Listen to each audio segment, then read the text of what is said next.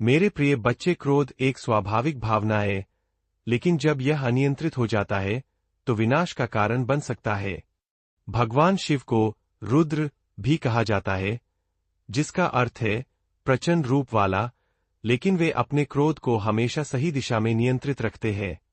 उनके जीवन से हमें यह सीखने को मिलता है कि क्रोध का उपयोग तब ही करना चाहिए जब यह न्याय और धर्म की रक्षा के लिए आवश्यक हो। भगवान शिव के जीवन से क्रोध पर नियंत्रण की महत्वपूर्ण कथाएं। कामदेव का भस्म होना, क्रोध पर संयम की सीख। भगवान शिव माता सती के वियोग में ध्यानमग्न थे।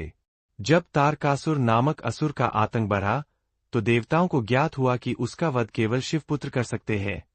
लेकिन शिवजी गहरे ध्यान में थे, इसलिए देवताओं ने कामदेव को भेजा ताकि वे शिवजी का ध्यान भंग कर सकें। कामदेव ने अपने प्रेमबाण से शिवजी का ध्यान भंग करने का प्रयास किया। इससे शिवजी को अत्यधिक क्रोध आया और उन्होंने अपनी तीसरी आंख खोलकर कामदेव को भस्म कर दिया। जब कामदेव की पत्नी रति ने विलाप किया तो शिवजी का क्रोध शांत हुआ और उन्होंने कामदेव को केवल अनदेखी ऊर्जा सूक्ष्म रूप में पुनर्जीवित कर दिया। शिक्षा: क्रोध हमेशा त्वरित निर्णय लेने पर नहीं होना चाहिए। जब स्थिति की गंभीरता समझ में आए तो उचित समाधान निकालना आवश्यक है। शिवजी ने बाद में कामदेव को सूक्ष्म रूप में पुनर्जीवित कर दिया, जिससे यह सीख मिलती है कि क्रोध के बाद संतुलन बनाना भी जरूरी है। दक्ष यज्ञ का विध्वंस, धर्म की रक्षा के लिए क्रोध। दक्ष प्रजापति को अपने पद का बहुत अहंकार था और वे भगवान शिव से द्वेष रखते थे।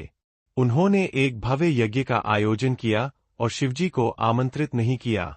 माता सती, शिवजी की पत्नी, बिना निमंत्रण के यज्ञ में गईं, जहां उनके पिता दक्ष ने शिवजी का अपमान किया। अपने पति का अपमान सहन न कर पाने के कारण माता सती ने यज्ञ कुंड में आत्मदाह कर लिया। जब शिवजी को यह ज्ञात हुआ तो वे अत्यंत क्रोधित हुए और अपने गण वीरभद्र को भेजकर दक्ष का यज्ञ नष्ट करवा दिया। बाद में जब दक्ष को अपनी गलती का एहसास हुआ तो शिवजी ने अपना क्रोध त्याग कर उसे क्षमा कर दिया और यज्ञ को पुनः संपन्न होने दिया। शिक्षा: यदि क्रोध धर्म और न्याय की रक्षा के लिए हो तो वह उचित होता है। क्रोध के बाद क्षमा का भाव भी रखना चाहिए। केवल अहंकार या अपमान के कारण क्रोध करना उचित नहीं, लेकिन जब अधर्म की बात हो तो न्यायसंगत क्रोध जरूरी है।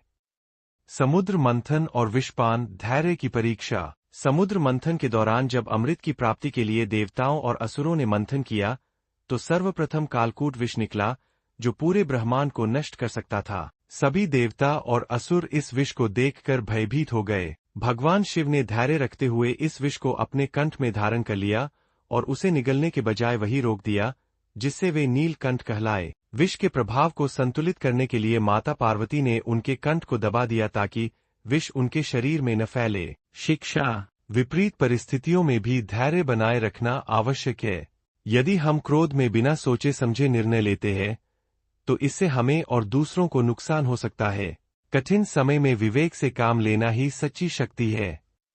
भस्मासुर की कथा, क्रोध से अधिक बुद्धि का प्रयोग। भस्मासुर एक असुर था जिसने भगवान शिव से वरदान प्राप्त किया कि जिसके सिर पर वह हाथ रखेगा वह भस्म हो जाएगा। वरदान मिलते ही वह अहंकारी हो गया और स्वयं शिवजी को ही मारने की कोशिश करने लगा। शिवजी क्रोध में आ सकते थे और उसे नष्ट कर सकते थे, लेकिन उन्होंने धैर्य रखा और भगवान विष्णु से सहायता मांगी। विष्णु जी ने मोहिनी रूप में भस्मासुर को भ्रमित कर दिया, जिससे उसने अपने ही सिर पर हाथ रख लिया और भस्म हो गया। शिक्षा: क्रोध से अधिक बुद्धि और धैर्य का उपयोग करना महत्वपूर्ण है।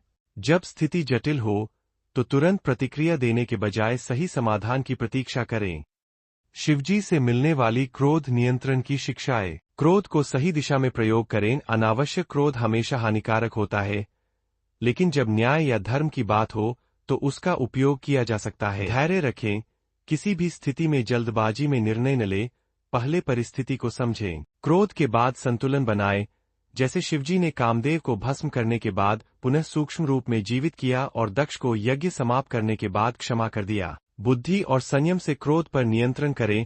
भस्मासुर की कथा हमें सिखाती है कि क्रोध की जगह बुद्धिमानी से कार्य करना ज्यादा उपयोगी होता है। आत्मावलोकन करें। शिवजी ध्यान में लीन रहकर आत्मनिरीक्षण करते थे, जिससे उनका क्रोध संतुलित रहता था। हमें भी ध्यान, योग और आत्मविश्लेषण को अपनाना चाहिए। निष्कर्ष: भगवान शिव हमें सिखाते हैं कि क्रोध शक्ति का प्रतीक हो सकता है, लेकिन जब यह अनियंत्रित होता है तो विनाशकारी बन जाता है। जीवन में धैर्य, संयम और बुद्धि का उपयोग कर हम अपने क्रोध को नियंत्रित कर सकते हैं और सही दिशा में प्रयोग कर सकते हैं। हर हर महादेव।